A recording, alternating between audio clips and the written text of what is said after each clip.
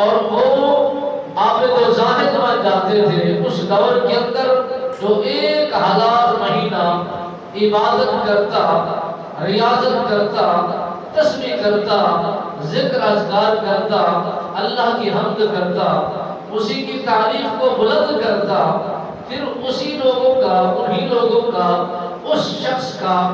نام عابدین میں شمار ہو جاتا جو اتنا زیادہ عبادت کرتا،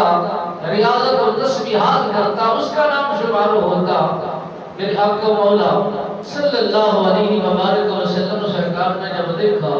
کہ وہ قومیں تو ہزاروں سال پانے والی تھی اور وہ قومیں تو اتنا بڑی طویل زندگی پانے والی تھی، پھر جا کے وہ عابد بنے، پھر جا کے وہ زاہد بنے، پھر جا کے وہ متقی پرہیزگار بنے، پھر جا کے وہ اللہ کے مقبول مکرم صالح بنے، اور یہ تو میری قوم ابھی چھوٹی چھوٹی عمریں ان کی ہے، یہ مختصر سی زندگی میں اس دنیا کے اندر انہوں نے قدم رکھے ہیں، یہ کیسے عابد بنیں گے، یہ کیسے زاہد بنیں گے، یہ کیسے متقی اللہ کے ہاں ٹھہریں گے؟ تو آپ سرکار مرجھائے، پریشان ہوئے، غم زدہ ہوئے کہ میری قوم اتنا چھوٹی عمر پائے گی اور اتنا